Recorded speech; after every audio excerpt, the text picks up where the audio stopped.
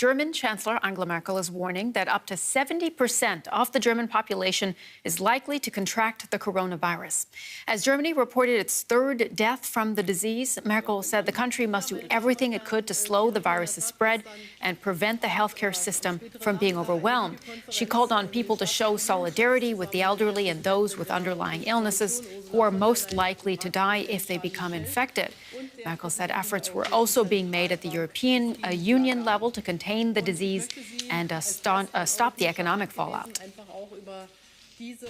Being aware of this fact and aware of the fact that there are vulnerable groups of the population, people with existing illnesses, older people who can have a more serious case of this virus if they catch it, means that our approach has to be defined by ensuring that our health system not be overwhelmed, but rather that we have to be able to deal with the options we have in the healthcare system to ensure that we slow down the spread of this disease. And this is why all of the measures that we're putting into place are crucial, because they gain us time.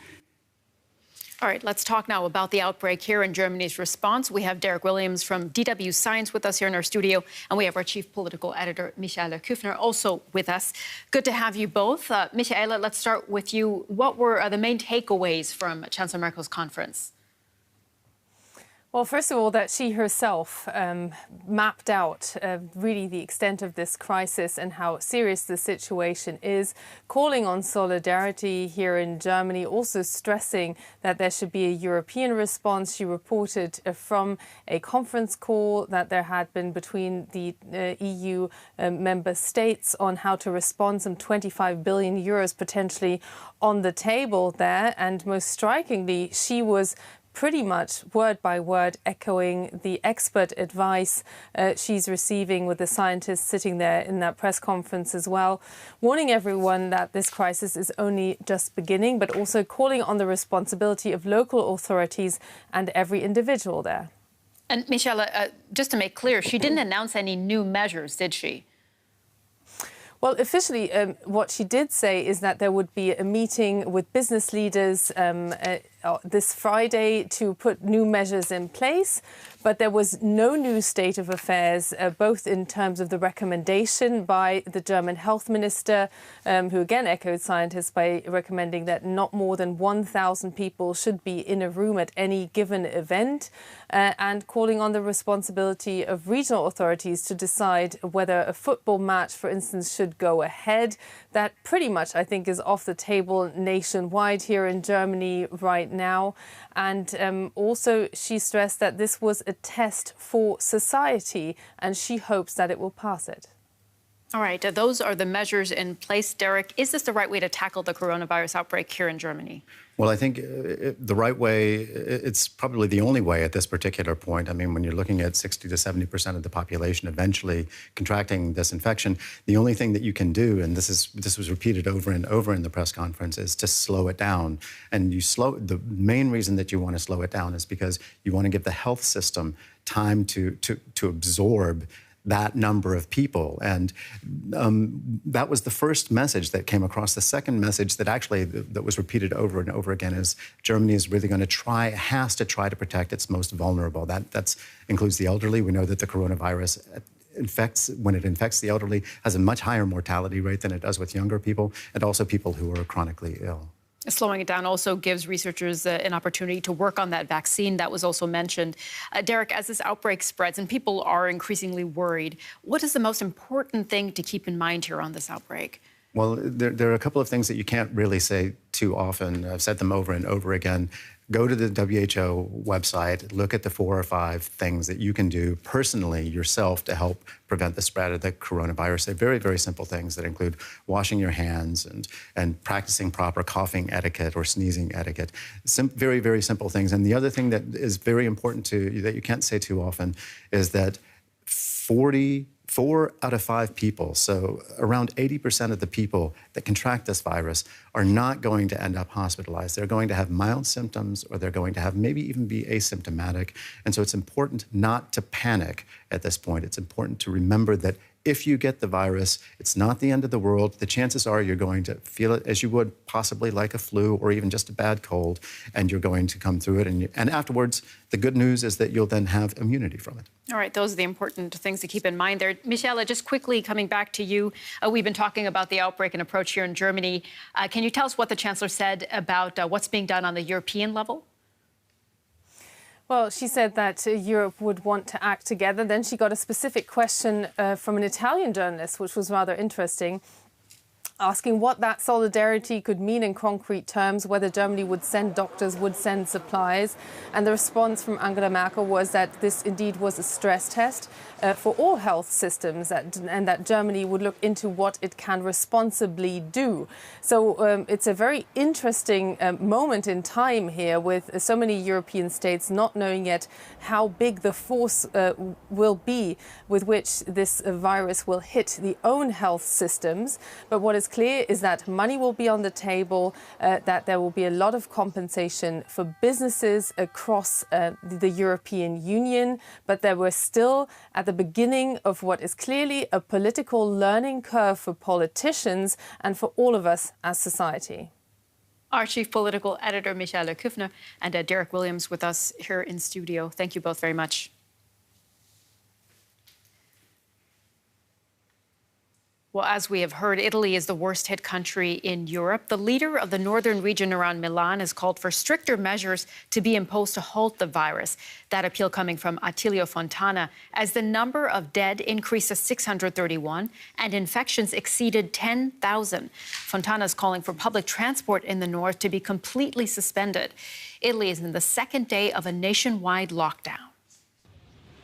Rome on lockdown. Its streets unobscured by the usual hordes of tourists. The shutters came down at 6 p.m. as bars and restaurants closed in accordance with new measures to stop the spread of the coronavirus. The message is simple: stay at home. It's advice Italians are taking seriously after the number of confirmed cases of COVID-19 topped 10,000 and the death toll rose above 600. In Florence too, the normally bustling streets were unusually quiet. And for some, the financial consequences of the nationwide lockdown are already beginning to bite. From around 140 plates a day, we've gone down to 25 plates this afternoon. We've decided to stay open to see if we can do something, even if it's a small thing. We have employees and rent to pay, and a loan. Meanwhile, there's trouble with the neighbours. Slovenia has closed its border to Italy, while Austria has banned incoming journeys by train and plane. Moves criticised by French President Emmanuel Macron. We don't want things to get out of proportion. Why? Because it needs to work, and because it's only the beginning of this epidemic. And if we take disproportionate measures, they'll be unsustainable in the long run, and that's counterproductive. I sincerely believe that these are bad decisions. European coordination is much more efficient. For David Sassoli, European coordination means working from home. The Brussels-based president of the European Parliament is in self-isolation after a visit to his native Italy. Back in Rome, the president of the Italian Football Federation said that the season, already suspended, could be abandoned as the coronavirus affects every pillar of Italian life. OK, let's look now at some other coronavirus developments around the world. There is good news from China, which has officially reported its lowest number of infections since the outbreak started there. In Wuhan, the epicenter of the outbreak, workers in key sectors are due to go back to work. But elsewhere, infection rates are still increasing. In the U.S., there are now more than 1,000 confirmed cases. The National Guard has been deployed to a New York suburb that's been quarantined. Greece is shutting schools, universities and daycare centres for 2 weeks. And in the UK, a health minister has announced that she has tested positive for the virus. Well, it was widely reported on Tuesday that South Korea's outbreak was waning, but now a new cluster of infections stemming from a call center in the capital, Seoul, is causing concern. So far, 93 people have tested positive among the center's employees and their families. Before that news, correspondent Frank Smith sent us this report from Seoul on how paramedics are dealing with the suspected cases. Paramedics in South Korea are answering some tough calls in battling the coronavirus. For each prospective COVID-19 emergency, like this one, they take time to put on high-level protective gear, and only one paramedic attends to possible patients to safeguard the team. Paramedic Ko Myung-kwon is ready for what comes, watching for the telltale symptoms of coronavirus: high fever and coughing. COVID-19 calls are difficult to respond to because we still don't have a clear idea of how to distinguish an actual case from a false alarm. Even if a person hasn't traveled overseas but is running a fever, we still have to assume the worst because there's an outbreak in the community. 3 hospitals in Seoul have suffered clusters of the outbreak, closing their emergency rooms. Other hospitals are at times unavailable because they're overcrowded. When transporting possible coronavirus patients, ambulances in Seoul sometimes travel long distances. South Korea's CDC and Emergency Command Center route paramedics to designated hospitals with space in triage and a negative pressure isolation room, which has special ventilation to prevent the spread of the virus. After each call, the ambulances are thoroughly disinfected and their interiors sealed to ensure they're virus-free. If I ever get infected, I'm confident that I would eventually recover, given my young age. But I live with my parents, and they are older, so I'm most worried that I might pass it on to them. And there are no guarantees that they could receive the treatment they need in a timely manner because emergency services are so overstretched right now. The medics at the ambulance center are required to live in isolation, eating alone at separate times and maintaining social distancing. Still, team members say that morale has remained good. We work in a field that values teamwork above all else, so pulling in an extra shift and going out on another call is simply a part of our job description. If they needed us to put in more hours, we simply kept our head down and worked hard instead of fretting about it. It looks like there will be no let-up in work. Ko Myung-kwon has just been dispatched for a week with more than a dozen colleagues to Daegu, the epicenter of South Korea's coronavirus outbreak. And Frank Smith, who filed that report, joins us now from Seoul. Frank, first of all, how bad is the coronavirus outbreak in South Korea? Well, today the total was nearing 8,000 cases here in South Korea. But what's changed over the last 2 days is an outbreak here in the capital, which has remained largely isolated from the big part of the outbreak down in Daegu, as I mentioned. Just 93 new cases were announced just in the last day. That brings the total here in the South Korean capital to 150. That took place at a call center at a subway junction where 2 subway lines intersect. And so there are concerns that the a new cluster could develop here in the capital. Is this new spike in reported infections, Frank, a sign that containment efforts are failing? Well, I'm not sure about that. One of the things about this new cluster is that 2 of the people that were working in that call center that tested positive were members of Shinjonji. That's the cult at which one so-called Patients 31 spread the virus to many people and sort of initiated that outbreak in Daegu, which now includes more than 60% of those in South Korea. It's unclear whether those 2 Shinjonji members at the call center initiated the outbreak here in Seoul.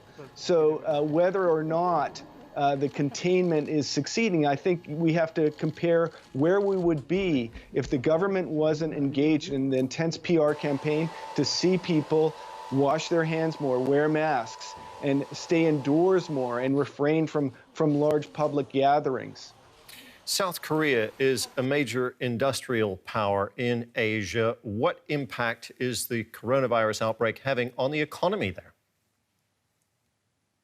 Well, I'd like to refer very specifically to a story I was told today. A business person that I know was trying to contact his accountant. He couldn't get a hold of him all day yesterday. And finally, he got a call back from his accountant late in the day and asked, why were you so busy all day today? And the accountant answered, I was answering calls from business people about how they can lay off employees that are regular workers that have, some tenure, some experience and some seniority, because the intensity of this outbreak is having a serious effect on businesses, not just small markets, but also large businesses. Frank, thank you very much. That was reporter Frank Smith in Seoul.